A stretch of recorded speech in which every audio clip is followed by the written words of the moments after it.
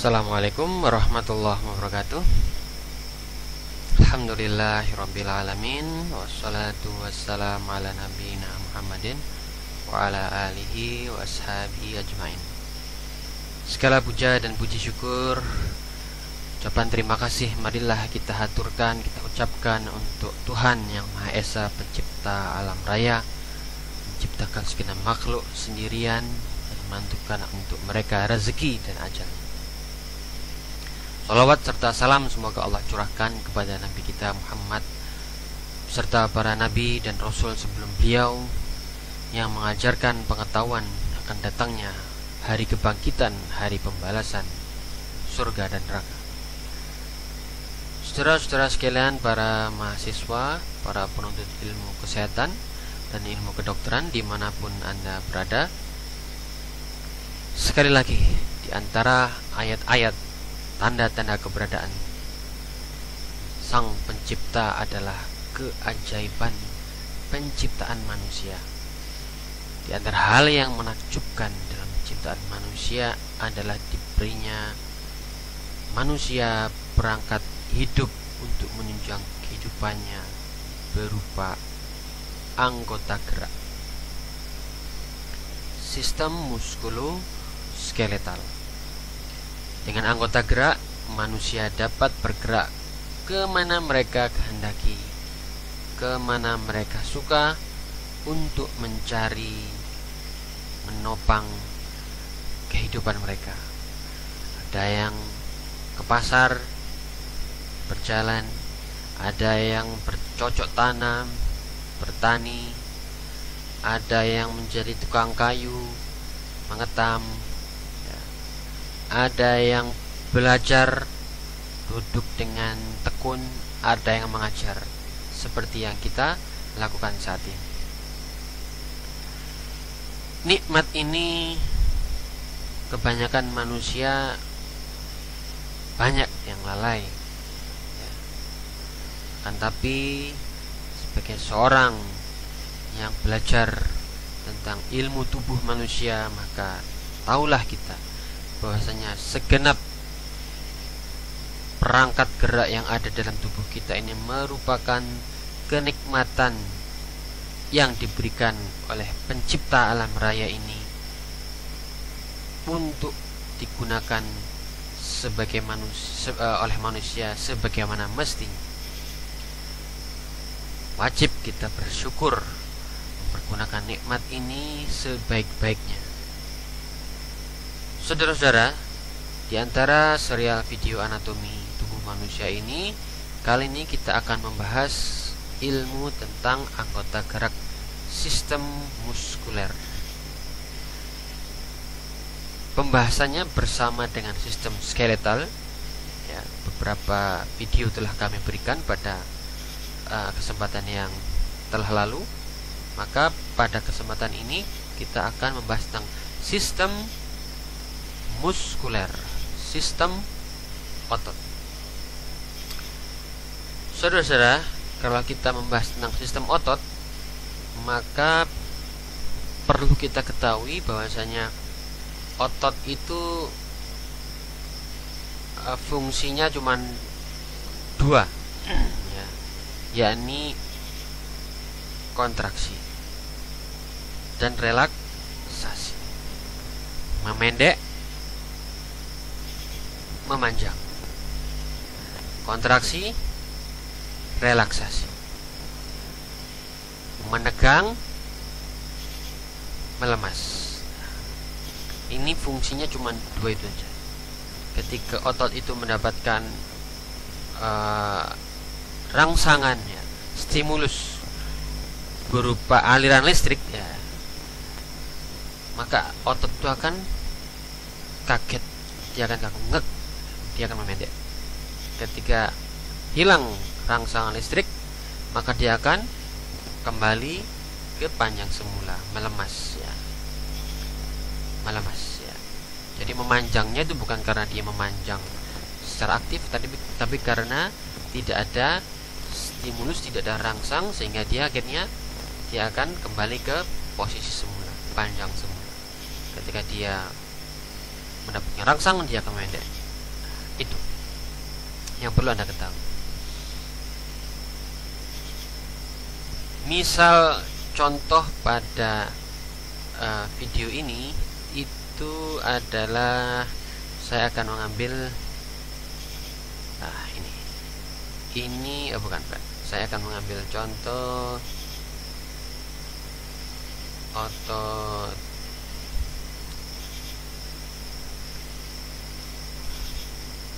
bicep ya, yang ada di tangan lengan atas kita ya. Biceps disebut biceps karena dia punya B 2 ya. Seps kepala otot ya, kepala otot. Anda bisa melihat di sini ini ada 2 biceps, ada 2 kepala otot. Karena ada 2 maka namanya B, 2 kepala otot biceps. Kalau di belakang sana ada triceps ya, ada triceps. Di belakang sana ada triceps, 3 kepala otot. Kita ambil contohnya adalah biceps. Biceps ini kepala ototnya ada 2. Ujung yang atas, ujung proksimal itu dia menempel pada tulang skapula di sini ya. Kemudian ujung satunya lagi dia nempel juga pada ujung skapula sisi yang berbeda. Kemudian 2 otot ini akan bersatu, kemudian akan menempel melekat pada bagian tulang radius, os radius. Jadi ini ada 2 titik, origo titik asal dan insertio titik tujuan, insertion titik tujuan. Jadi otot itu ada 2, origo, insertio. Origo origin asalnya, insertio tempat dia menuju, insertion ya, menginsersi, menyusup, melekat pada tempat tujuan, insersi. Jadi ada 2 titik. Nah, sekarang kita ambil contoh otot bicep ini. Bicep ini ketika dia mendapatkan sensasi berupa rangsang listrik, kita berikan rangsang listrik misalnya sekian volt untuk kita tancapkan pada otot ini, maka otot bicep ini akan kaget. Dia akan kontraksi. Ya, kita bisa bayangkan di sini di bicep sini. Ketika dia kontraksi, saudara-saudara, ini biceps di sini, saudara-saudara. Ketika dia kontraksi, maka Anda bisa melihat ketika dia memendek, apa yang akan dia lakukan? Ketika dia memendek, maka dia akan mendekatkan tulang radius ini menuju ke proksimal. Dia akan menarik. Ya, dia akan menarik os radius ini untuk memperkecil sudut antara tulang lengan atas dengan lengan bawah. Sudutnya akan diperkecil. Dia akan ditarik. Tulang lengan bawah ini, os radius akan ditarik untuk mendekat kepada tulang humerus, tulang lengan atas. Dengan adanya kontraksi otot bicep, maka dia akan menarik tulang radius ini, lengan bawah ini menuju ke lengan atas. Ini adalah kerja dari kerja dari otot biceps. Nah, ini kerja dari tulang otot biceps. Sebaliknya, ketika Anda ingin meluruskan sendi siku ini, maka biceps tidak akan bekerja. Dia akan melemas, dia akan relaksasi. Sedangkan sisi yang sebaliknya, triceps ya, itu dia akan kontraksi. Dia akan memendek. Ketika dia memendek, dia akan menarik lengan bawah ini untuk mendekat kepada atau untuk mengurangi sudut sehingga sudutnya menjadi lurus. Ya. Ini kerja otot biceps yang atas ini, sisi flex, sisi ventral dari lengan Anda, maka sisi dorsalnya triceps akan meluruskan. Ya, untuk menekuk sendi siku flexor fleksi itu dibutuhkan otot biceps. Untuk mengekstensikan, meluruskan, maka dibutuhkan otot triceps. Biceps, triceps, biceps, triceps. Ya. Karena itu, jika Anda paham tentang mekanisme kerja ini, ada titik origo, ada titik insertio, maka sisanya akan lebih mudah untuk memahami pemahaman tentang sistem cara kerja otot. Baik, kita kembali lagi ke gambar semula, yakni pembahasan tentang sistem muskuler. Kita mulai pembahasan sistem muskuler ini dari yang paling mudah dulu, adalah sistem dari kepala, leher, trunkus, dan yang terakhir nanti ekstremitas superior, dan paling kaki ekstremitas inferior. Tentu saja dengan kesempatan yang sangat singkat ini, saya akan menjelaskan secara singkat tapi tidak padat, ya, secara singkat, secara gambaran jelas. Adapun pemendalamannya secara padat harus Anda pelajari secara mandiri. Baik saudara-saudara, kita mulai dari otot-otot yang ada di bagian kranium. Ketika Anda sudah memahami bagian-bagian dari kranium, frontal, parietal, oksipital, maka penamaan dari sistem muskuler pun kurang lebih sama. Ya, jadi otot yang paling atas di sini, saudara-saudara, Anda bisa melihat di sini, ini adalah otot frontalis, musculus frontalis, muscle, otot, ya. Musculus atau muscle frontalis. Kalau Anda bisa memahami bentuk dari otot, serabut-serabut otot frontalis itu semacam ini, maka ketika dia memendek, saudara-saudara, ya, ini arah serabut ototnya semacam ini. Sekarang coba Anda bayangkan apa yang terjadi kalau otot ini berkontraksi. Apa yang akan dilakukan oleh musculus frontalis? Benar sekali, dia akan menarik sisi alis ini ke arah atas, ya, ke arah superior, semacam ini. Dahi Anda berkerut. Nah, ini adalah kerja dari otot frontalis, musculus frontalis. Nah, ini adalah kerja dari otot frontalis. Ya, dia akan menarik alis dan dahi ini untuk menuju ke arah atas. Ini kerja dari otot frontalis. Kemudian otot frontalis ini panjang sekali, saudara-saudara, sampai dia ini akan masuk ke belakang yang disebut sebagai occipitalis, sehingga kadang disebut sebagai occipitofrontalis karena saking panjangnya. Sebetulnya bukan panjang, saudara, tapi di sini ada serabut otot yang kita sebut sebagai galea aponeurotica. Jadi ada otot yang tendonnya ini di tengah-tengah di sini, saudara, ini galea aponeurotica. Ini merupakan tendon yang menyatu antara tendonnya musculus occipital di belakang dengan tendonnya musculus frontalis di depan, membentuk galea aponeurotica. Dan ini otot ini sangat tebal sekali dan bermanfaat untuk mencegah terjadinya hentakan sebagai pelindung, sebagai bumper, sebagai shock breaker seandainya terjadi ada benturan pada kepala, sehingga dapat melindungi tulang tengkorak, saudara-saudara.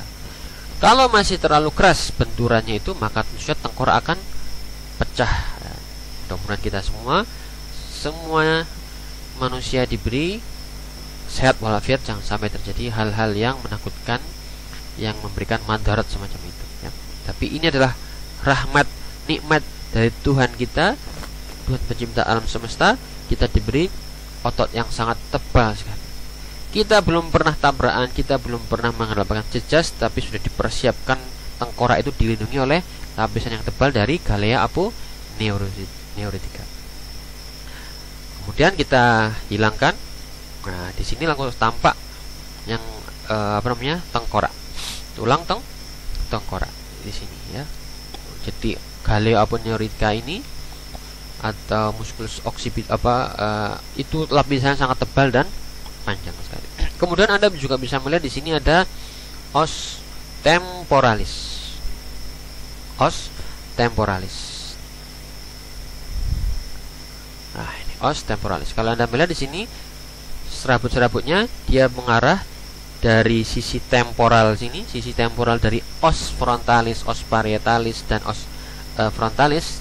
Dia berorigo di sini, origonya dari sepanjang sepanjang tulang ini. Kemudian dia berinsersio, dia masuk menyelusup kemana, saudara-saudara?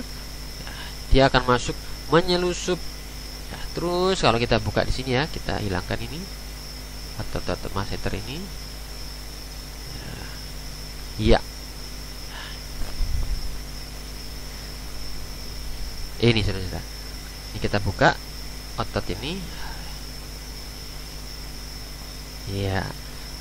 Musculus frontalis, musculus temporalis, dia berorigo di sepanjang tulang ini.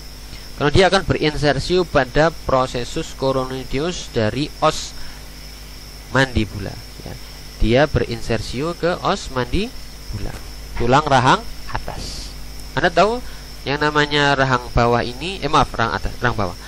Yang namanya mandibula ini, rahang bawah ini, dia akan berartikulasi, bersendi dengan tulang temporalis yang ada di sini. Ya, di sendinya ada di sini. Ah, kalau os maxillaris, musculus otot temporalis ini berorigo di sepanjang tulang ini, tulang tengkorak ini, kemudian dia berinsersi pada processus coronoideus, maka Anda bisa membayangkan apa fungsi dari musculus temporalis ini. Dia akan menarik ketika dia kontraksi, dia akan memendek, dia akan menarik mandibula ini untuk mengatupkan rahang bawahnya ke rahang atas. Ya, Anda bisa merasakan ketika Anda menggigit, coba Anda gigit gigi Anda gigit erat-erat gigi Anda katupkan, maka Anda bisa merasakan di sisi temporal gerakan kontraksi dari musculus temporalis. Ya, Anda katupkan gigi Anda kuat-kuat, Anda bisa merasakan kontraksi dari musculus temporalis. Ini adalah musculus temporalis. Jadi apa fungsi musculus temporalis? Aksinya yakni menutup mandibula. Ya. Nah, menutup mandibula. Kemudian Anda juga bisa melihat di sini kayak otot melayang ini adalah otot auricularis. Dia mengelilingi telinga. Ini daun telinga di sini. Tentu saja daun telinganya ini tidak ditunjukkan. Ya. Akan tapi kita bisa melihat ketika dia kontraksi, apa yang dilakukan, saudara-saudara? Ya, benar sekali. Ya. Otot ini akan menggerakkan kuping Anda. Ada auricularis anterior yang depan, ada yang di depan auricularis superior, dan yang belakang auricularis posterior. Pada kucing, ya, pada anjing, pada kelinci, otot ini berkembang. Ya, otot ini berkembang. Nah, jadi ketika dia mendengar suara orang berbisik, suara langkah kaki yang mengendap-endap, maka dia akan mencari sumber suara, yaitu kucing ataupun anjing. Kupingnya akan bergerak-gerak. Untung kita manusia tidak seperti itu. Ya. Manusia tidak diciptakan untuk mencari-cari berita yang tidak perlu. Ya. Sehingga Anda tidak perlu mencari-cari suara-suara yang tidak perlu dengan menggerak-gerakkan kupingnya. Nah, maka ini tidak diperlukan. Ya. Kemudian saudara-saudara, kalau dia berkontraksi yang musculus auricularis anterior, maka kuping akan bergerak ke depan. Ya. Kalau yang superior, kuping bergerak ke atas. Kalau yang posterior, kuping bergerak ke belakang untuk mencari sumber suara. Nah, ini tentu saja pada manusia tidak berkembang. Walaupun mungkin di antara kita, di antara manusia ada yang mempunyai kemampuan semacam itu. Kemudian saudara-saudara, ini sudah kita bahas. Ini kita bahas sudah. Ini juga sudah kita bahas. Kemudian saudara-saudara, kita masuk ke otot yang ada di wajah kita. Ini adalah otot orbicularis oculi. Orbicularis oculi. dia berfungsi di sekitar mata kita. Nah, kalau dia berkontraksi, apa yang Anda bayangkan, saudara? Anda bisa melihat di sini ori insersiunya sekitar di sini, di daerah pertengahan mata dan di lateral sini. Ketika dia berkontraksi, orbicularis oculi ini, dia akan menutup mata Anda. Nah, menutup mata, atau lebih dalam lagi, dia akan mengernyitkan otot-otot di sekeliling mata Anda. Ya, ini adalah manfaat aksi dari musculus orbicularis oculi, karena bentuknya seperti huruf O. Ya. Ketika kalau otot itu bentuknya panjang, maka dia akan memendek. Tapi kalau dia bentuknya seperti huruf O semacam ini, orbicularis ini mengorbit semacam ini, maka ketika dia kontraksi dia akan mengecil. Ya. Jadi fungsi dari orbicularis oculi adalah menutup bola mata. Ya, menutup bola mata. Termasuk menutup palpebra. Itu diperantarai oleh musculus orbicularis oculi pars palpebralis. Bagian palpebra. Ya, orbicularis oculi. Kemudian saudara, Anda juga bisa melihat di sini ada otot-otot procerus, ya, ada depressor supercili, namanya depressor supercili. Supercili itu di sini. Ini alis, ini namanya supercili, ya. Supercili ini alis. Anda tahu alis itu ada letaknya di sini. Ketika dia berkontraksi, depressor supercili, maka dia berfungsi untuk menurunkan sudut medial dari alis Anda. Ya, semacam ini. Ketika Anda mungkin sedang marah, maka alis Anda akan tampak garang dengan diturunkan sisi medial. Nah, demikian juga dengan procerus, akan menurunkan otot-otot di dahi sini, sehingga akan tampak mata Anda seperti mata orang marah. Kemudian saudara-saudara, ini sudah kita bahas height. Oke. Kemudian kita masuk ke dalam otot nasalis, ya. Di sini Anda bisa melihat otot nasalis ini. Itu dia berorigo di mana, insersio di mana, tapi intinya adalah dia mengecilkan diameter dari hidung Anda, ya. Diameter dari hidung Anda bersamaan dengan otot-otot yang ada di sini, yang kecil di sini. Di otot nasalis bagian alar, kalau ini bagian kartilago, ini bagian alar, bagian tulang rawan yang ini. Dimaksud dengan yang bagian depressor septi, di sini ada otot yang menurunkan bagian septum. Ini semua ketiga otot ini, depressor septi, musculus nasalis bagian alar, musculus nasalis bagian kartilago, ini fungsinya adalah untuk mengecilkan diameter dari lubang hidung Anda. Mungkin Anda ingin merasakan bau masakan yang sangat lezat, ya, atau bau masakan dari mana, maka Anda biasanya mengendus. Nah, itu mengendus bau masakan atau bau dari mana ini, maka Anda bisa mengendus. Nah, ini diperantarai oleh otot-otot ini yang mengecilkan kartilago. Kemudian otot yang besar lagi adalah otot orbicularis oris. Kalau tadi orbicularis oculi, ini kita hapus, saudara-saudara. Kalau tadi ada orbicularis oculi melingkari bola mata, kalau ini orbicularis oris, dia melingkari mulut. Orbicularis oris melingkari oris mulut, ya. Fungsi ini terutama bermanfaat untuk bayi yang baru lahir. Bayi yang baru lahir membutuhkan asupan nutrisi dari air susu ibu, maka refleks pertama yang dia dapatkan begitu lahir adalah refleks mengisap, sucking refleks. Begitu ditempelkan jari Anda atau puting susu ke bibir, ke bagian orbicularis oculi, maka dia akan refleks akan mencari puting susu dari ibunya. Nah, ketika dia mendapatkan puting susu ibunya, maka dia akan berusaha untuk menghisap puting susu itu. Dan hisapan itu hanya bisa diperoleh jika terjadi kontraksi musculus orbicularis oculi. Dia akan mencucu. Nah, ini adalah fungsi dari musculus orbicularis oculi. Jika terjadi kelumpuhan musculus orbicularis oculi, maka seseorang tidak bisa mencucu, tidak bisa bersiul. Memajukan bibir mulut ini dibutuhkan orbicularis oculi. Misal terjadi kelumpuhan nervus yang memberikan persarafan pada wajah, yakni nervus facialis, nervus ke-7, maka seseorang tidak bisa mencucu. Nah, suruh bersuit tidak bisa, suruh mencucu tidak bisa dia.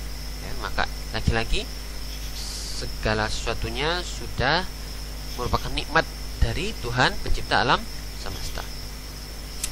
Kemudian saudara-saudara, di sini ada muskulus yang tadi saya hilangkan di sini. Ini adalah muskulus untuk mengunyah, masseter. Ya.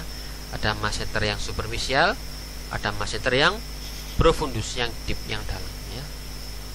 Dia berorigonya di sini, di daerah di balik dari os zigoma dan os temporalis, bagian zigomatikus ini, proses os zigomatikus ini di sini dia berorigo di situ, kemudian berinasio di angulus, di sudut dari tulang mandibula di sini. Fungsinya lagi-lagi sama dengan musculus temporalis, yakni mendekatkan mandibula ini untuk mengatupkan. Jadi kerjanya adalah mendekatkan dua mandibel ini, dua sisi. Dia akan mengatup. Kemudian saudara-saudara, ini ada masseter profundus, ada masseter superficial. Dia dipisahkan oleh kelenjar parotis yang ada di sini, kelenjar parotis. Yakni kelenjar air liur, dipisahkan oleh saluran. Kemudian di sini ada musculus yang kecil lagi, ada musculus mentalis, ya, otot yang memberikan takik pada dagu saudara-saudara. Ya. Kemudian di sini ada otot levator labium untuk mengangkat bibir, ada zygomatikus mayor, minor dan sebagainya. Kemudian saudara-saudara, di sini ada otot untuk menarik, salah satunya untuk menarik mandibula ke bawah, yakni otot platisma. Dia berorigo atau berinsersio di mandibula dan berorigo di daerah tepi bawah dari klavikula di sini. Nah, jadi ketika mengkontraksikan platisma ini, dia akan menarik mandibula ke bawah. Kemudian ada lagi satu otot yang berfungsi untuk menarik kepala ke sisi yang kontralateral. Ya. Ini yang kita sebut sebagai musculus sternocleidomastoid. Dia berasal dari sternum, ya. Kemudian dari kleido, yakni klavikula, kemudian masuk ke dalam mastoid dari tulang temporalis. Nah, ini saya hilangkan. Nah, ini mastoid, ini tulang temporalis. Ini adalah sternocleidomastoid. Nah, sternocleidomastoid kalau saya hilangkan. Nah, di sini ada, ini bagian mastoid dari tulang os temporalis. Ini sternocleidomastoid. Apa fungsi dari sternocleidomastoid? Ya, ini ketika dia kontraksi. Nah, ini saya hilangkan lagi. Ketika dia kontraksi, dia akan mendorong sisi kepala ini menuju ke sisi yang sebelahnya, ya, ke kontralateral. Jadi kalau yang musculus sternocleidomastoid kanan berkontraksi, dia akan menolehkan kepala ini menuju ke arah kiri, ya, menuju ke arah kiri. Baik, kemudian kita masuk ke sisi yang sebelahnya, yakni dinding toraks. Otot yang paling besar di sini adalah musculus pectoralis mayor. Musculus pectoralis mayor. Anda bisa melihat di sini arah serabut-serabutnya, saudara-saudara.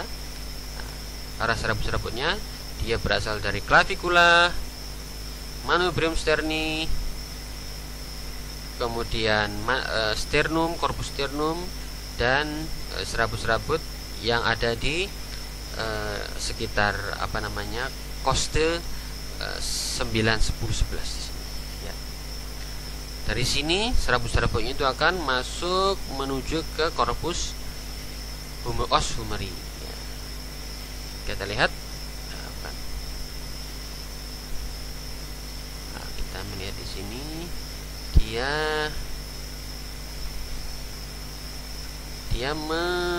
masuk menuju ke, kita buka ini ya, menuju ke os, menuju ke os humerus ya. Ini adalah musculus pectoralis major. Dari sana ke bawah sampai ke bawah, dia kemudian berinsersio ke os humerus. Ketika dia kontraksi, saudara-saudara, apa yang dia lakukan? Apa aksinya? Ya, benar sekali. Dia akan mendekatkan os humerus ini ke sisi tubuh Anda. Ya, ke sisi tubuh Anda. Ya. Nah, sisi tubuh Anda. Karena dia mendekat, kita sebut sebagai aduksi. Ya, aduksi. Dia membuat aduksi, mendekatkan lengan atas ini menuju ke sisi tubuh Anda. Karena itulah otot pectoralis major disebut aduktor, otot yang membuat lengan atas aduksi. Musculus aduktor, termasuk aduktores ya, yang mendekatkan otot tulang lengan atas ke sisi tubuh, aduktor. Beda halnya dengan musculus deltoideus. Ya, deltoideus. Di sini deltoideus ya, kita hilangkan lagi sisi yang lainnya. Nah, di sini deltoideus, ini pectoralis saya hilangkan. Ya, deltoideus dia berorigo di sepanjang clavikula lateral, bagian lateral, kemudian sampai ke scapula bagian lateral juga. Nah, deltoideus ini. Nah, ini origonya di sisi samping sebelah sini, kemudian dia berinsersio pada sisi lateral dari os humerus di sini. Nah, sehingga ketika dia berkontraksi, 3 otot ini berkontraksi, deltoid ini jumlahnya 3, 1, 2, 3. Ketika dia berkontraksi, dia akan memendek. Nah, ketika dia memendek, dia akan menarik deltoid ini, menarik lengan atas ini menjauh dari sisi tubuh Anda. Nah, ini deltoideus. Ini pectoralis major. Ini deltoideus. Nah, deltoideus merupakan otot yang utama untuk menabduksikan tangan atas, abduktor. Dia termasuk otot-otot abduktores. Sementara otot pectoralis major, dia mempunyai fungsi, salah satunya adalah ADD, mendekat, adduktores. Mengapa salah satu? Ya, karena kalau kita lihat pectoralis major ini, dia itu lebih tepatnya dia berorigonya di sisi anterior, saudara-saudara ya. Nah, Anda bisa melihat sisi anterior dari os humerus, sisi depan dari tulang lengan atas. Sehingga kalau dia berkontraksi, dia lebih tepatnya dia mengangkat lengan atas ini ke depan. Ya, ketika dia memendek, dia akan mengangkat ke depan. Nah, ini fungsi utamanya. Fungsi utamanya, dia akan menarik lengan atas ke depan, lencang depan, gerak. Nah, ini pectoralis major. Lencang depan, gerak. Ini pectoralis major. Sehingga fungsi utama dari pectoralis major adalah untuk memfleksikan, ya, memfleksikan lengan atas di sini. Ini fleksi disebabkan oleh otot pectoralis major. Ya. Jadi kalau Anda ingin memperbesar otot pectoralis major Anda, maka tentu saja olahraga yang dibutuhkan adalah sesuatu yang bisa membuat lengan atas Anda menjadi fleksi. Apa itu? Push up. Push up. Nah, ini cara untuk memperbesar otot pectoralis major dengan push up, atau apapun sesuatu yang sekiranya bisa membuat beban berada pada saat Anda melakukan fleksi dari lengan atas. Misalnya pada menarik beban ke depan sini, misalnya di karet sini, atau beban Anda tarik ke depan sini. Nah, ini pectoralis major. Semakin sering Anda lakukan angkat beban ke depan semacam ini, maka ini akan memperbesar otot pectoralis major. atau push up. Itu untuk memperbesar pectoralis mayor. Baik. Kemudian otot-otot yang lain yang penting untuk saudara ketahui adalah obliques, bagian obliques di sini. Oh, belum. Ini ada pectoralis mayor, kemudian di balik pectoralis mayor saudara ada pectoralis minor ya. Pectoralis minor di balik dari pectoralis mayor ya. Kalau Anda bisa melihat di sini rambutnya dari sini menuju ke sini, maka Anda bisa bayangkan fungsinya adalah menarik skapula ke depan. Nah, ini pectoralis minor, menarik skapula ke depan. Ini pectoralis mayor. Atau mungkin pada saat mendorong, nah ini akan menarik skapula ke depan. Ini pectoralis mayor punya fungsi untuk salah satunya adalah untuk mendorong skapula di bagian belakang ke depan. Kemudian di sini ada otot-otot serratus anterior. Serratus anterior kita hilangkan yang ini. Serratus anterior. Kemudian di sini Anda bisa melihat serratus anterior. Dia serratus anterior, origonya di sepanjang dari coste sini, coste 1, 2, 3 dan sebagainya. Kemudian dia akan berinsersiu, tepatnya dia akan berinsersiu ke balik, di balik dari skapula ini. Itu ada yang namanya skapula. Dia saya hilangkan dulu ini.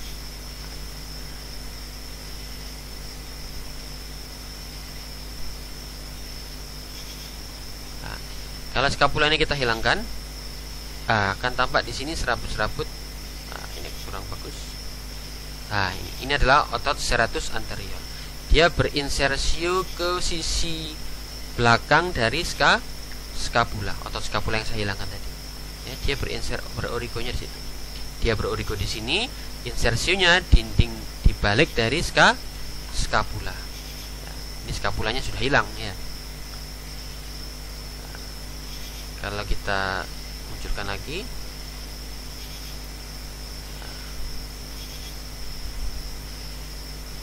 ya, jadi apa fungsi dari serratus anterior ini? Serratus anterior ini dia akan menarik skapula ke depan, terutama kalau Anda ingin mendorong. Nah, ini skapula akan maju ke depan ya, atau apapun yang membuat tubuh Anda, tangan Anda ke depan, itu adalah salah satunya diperantarai oleh muskulus serratus anterior. Mengapa namanya serratus? Karena seperti gergaji. Serratus. Kalau Anda melihat otot melihat awan, ada namanya serratus, awannya namanya serratus. Ya, ini bertumbuk-tumbuk seperti gergaji. Ya. Ini juga seperti serratus. Ya. Kemudian saudara-saudara, tadi ada bicep sudah kita bahas. Kemudian bicep ini kalau kita balik nanti ada otot lagi namanya brachialis. Ya. Anda berdalam secara mandiri. Kemudian ada brachioradialis ya. Kemudian ya,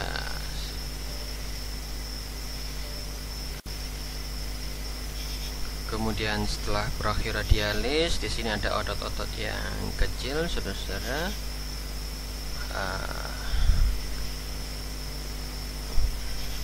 Kecil-kecil di sini bisa, yang paling menonjol adalah palmaris longus.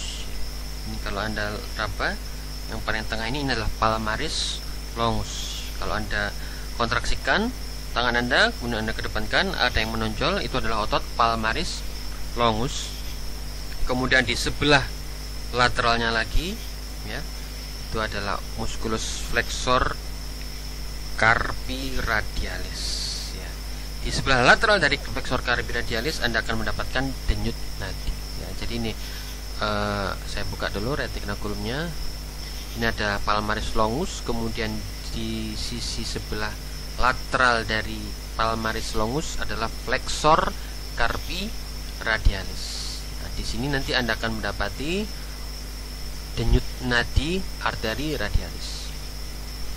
Kemudian saudara, di sini ada otot-otot yang ada di tangan. Yang paling menonjol untuk Anda adalah, yang paling ada kedua adalah abductor pollicis brevis ya, abductor pollicis brevis. Kenapa ada brevis? Karena ada longus.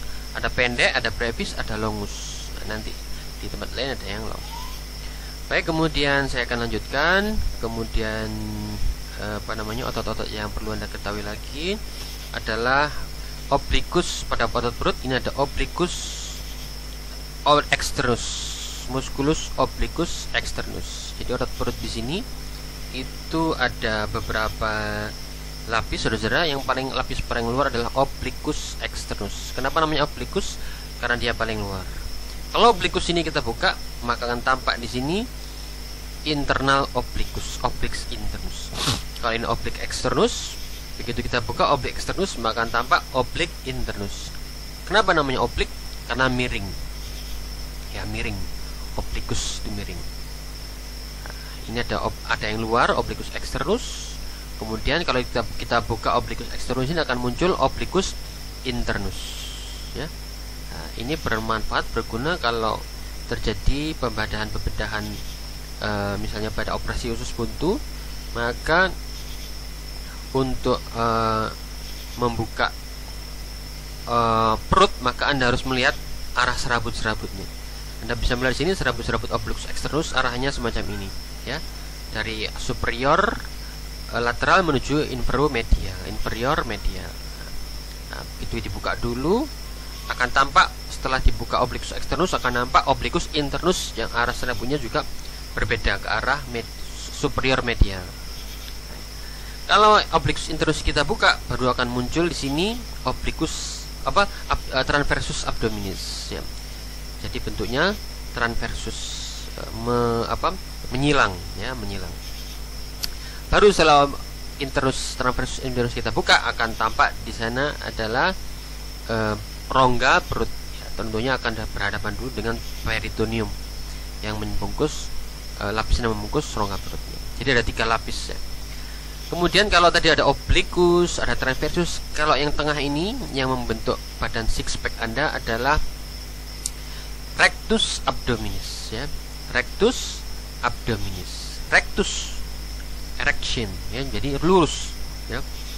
Dan dia mempunyai tendon-tendon intermediate, ya, yang kalau Anda latih dengan mengkontraksikan ini rectus abdominis berulang-ulang dengan mengkontraksi, relaksasi, kontraksi, relaksasi, maka akan terjadi pembesaran hipertrofi dari musculus rectus abdominis, ya, dengan cara set up, ya. Olahraga set up itu akan membuat rectus abdominis kontraksi, relaksasi, terus demikian sehingga terbentuklah bantalan-bantalan otot yang tebal yang kita kenal dengan nama six packs. Itu terjadi kalau Anda melatih rectus abdominis ini dengan kontinu. Kemudian kita masuk ke dalam otot-otot yang ada di ekstremitas inferior. Nah, di sini yang depan ini adalah 4 otot yang besar, yang 4 otot ini akan bersatu membentuk satu tendon yang besar yang ada menjadi patella, ya, yang kita sebut sebagai quadriceps. Kalau tadi bicep itu ada 2, kalau triceps itu ada 3 otot, kalau ini 4 otot quadriceps. Apa saja otot quadriceps itu? Yang pertama adalah otot rectus femoris, ya. Kalau tadi rectus abdominis, kali ini ada rectus femoris, ya. 1 rectus, kemudian di baliknya ada vastus, vastus lateral, vastus intermediate, dan vastus medialis. Ditambah dengan rectus femoris tadi, maka 4 otot ini, 3 otot vastus ditambah dengan rectus, maka menjadi 4 otot quadriceps, menjadi 1 otot quadriceps yang kesemua otot ini akan berinsersio pada lutut atau patella, dan patella ini kemudian nanti akan bergabung lagi ligamentumnya khusus untuk berinsersio di tuberositas tibialis, atau namanya di tulang kering situ, ya. Sehingga ini akan menimbulkan ketika dia quadriceps ini berkontraksi, dia akan menarik tibia ini menuju ke depan, ya, mengekstensikan dari kaki ini, membuat ekstensi sendi siku, sendi lutut menjadi ekstensi, menjadi lurus. Nah, ini fungsi dari otot quadriceps femoris, ya. Kalau di depan ada quadriceps, kalau di belakang adalah otot-otot flexores. Kalau ini di depan otot-otot ekstensor untuk meluruskan lutut. Kalau yang belakang otot-otot flexores untuk menekuk lutut, ya. Yang terkenal di sini adalah otot-otot hamstring, muscle. Otot-otot hamstring. Apa saja otot-otot hamstring Anda pelajari, ya. Nah, di sini ada otot-otot bicep femoris, ya. Nah, jadi ada bicep femoris, ya, dua ini. Nah, dimana bicep femoris ini yang bagian yang pendek, di belakangnya ada otot semitendinosus, ya, semitendinosus. Otot ini, saudara, berfungsi untuk memfleksikan, menekuk lutut Anda supaya mendekat lengan betis ini mendekat ke arah paha atas, ya. Kita sebut sebagai gerakan fleksi, ya. Kemudian saudara, kita ke bawah lagi, Anda akan mendapati di sini otot yang besar yang kita sebut sebagai otot gastrocnemius, ya. Gastrocnemius, otot yang tebal, otot betis, ya, yang fungsinya dia berorigo dari sini, berinsersionya sampai ke calcaneus. Anda bisa membayangkan, saudara-saudara, kalau otot ini fungsi origonya di sisi sebelah proksimal adalah tibia, kemudian dia akan terus menuju ke gastrocnemius, akan bergabung tendonnya menjadi tendon calcaneus menuju ke calcaneus. Apa fungsi dari otot gastrocnemius ini? Tentu saja untuk mendekatkan sisi plantar, sisi telapak kaki ini untuk menjadi lurus dengan betis ini, yang kita sebut sebagai plantar fleksi, yakni meluruskan telapak kaki. Misalnya yang terjadi pada saat Anda menjinjit, kaki jinjit itu diakibatkan karena kontraksi dari muskulus gastrocnemius. Jadi dia akan menarik calcaneus ke atas, sementara telapak kaki akan mengarah terdorong ke arah plantar, sehingga terjadilah gerakan jinjit. Atau gerakan olahraga pada balet, itu pada balet ini Anda bisa melihat dia bisa mengkontraksikan sepanjang permainan dari balet itu, mengkontraksikan gastrocnemius sampai pada titik terendah, yakni pada ibu jari jempol kaki, itu dia bisa mengkontraksikan sampai sedemikian rupa. Kemudian saudara, yang penting lagi untuk Anda ketahui adalah musculus gluteus maximus yang ada pada pantat. Nah, ini merupakan otot yang berfungsi untuk mengekstensikan sendi panggul di sini, ya, sendi panggul, ya. Jadi, yang namanya gluteus maximus ini dia terbentang dari os ilium di sini, di bagian tepinya yang kita sebut sebagai crista iliaca, itu dia terbentang dari sana, kemudian sampai ke sacrum, sampai ke coccyx, kemudian dia akan membentang sampai menuju ke femur, ya. Apa fungsinya ketika dia kontraksi? Tentu saja Anda bisa membayangkan ketika dia memendek, otot yang memendek, maka dia akan menarik femur ini menuju ke arah tubuh, ya. Anda bisa bayangkan secara 3 dimensi. Ketika dia menarik, ketika kontraksi, maka femur ini akan mendekatkan femur yang ada di, katakan pada saat duduk itu, kemudian berdiri, maka dia akan berkontraksi. Nah, jadi ini otot yang berfungsi penting untuk mengekstensikan sendi panggul, ya. Atau pada saat Anda naik tangga, maka dibutuhkan gerakan naik tangga ini, dibutuhkan kekuatan daya dari muskulus otot gluteus maximus untuk mengekstensikan, meluruskan pinggul ini supaya mengangkat tubuh ke atas. Nah, Anda bisa bayangkan nanti, ya. Kalau kita buka gluteus maximus akan muncul gluteus medius. Kalau gluteus medius kita buka akan tampak gluteus minimus. Fungsinya apa saja Anda bisa berkaya secara mandiri. Oke, saudara, itu adalah garis besar pembahasan kita tentang otot-otot pada manusia, ya. Selanjutnya Anda bisa memperkaya pengetahuan Anda secara mandiri. Anda pelajari otot-otot yang belum disebutkan tadi. Kemudian Anda pelajari bagaimana kerja dari otot-otot itu semuanya, sehingga dengan demikian ketika terjadi cedera pada otot itu Anda bisa mengetahui bagaimana cara untuk mengetahuinya dengan melakukan tes-tes kekuatan otot, kekuatan saraf, dan sebagainya. Baik saudara-saudara, mudah-mudahan materi kuliah yang diberikan pada sore hari ini, pada siang hari ini, itu bisa bermanfaat untuk pengetahuan Anda, bermanfaat untuk kebaikan manusia seluruhnya. Kita tutup dengan ucapan sallallahu ala nabi Muhammad, subhanakallahumma rabbana wa bihamdika, asyhadu an la ilaha illa anta, astaghfiruka wa atubu ilaik. Assalamualaikum warahmatullahi wabarakatuh.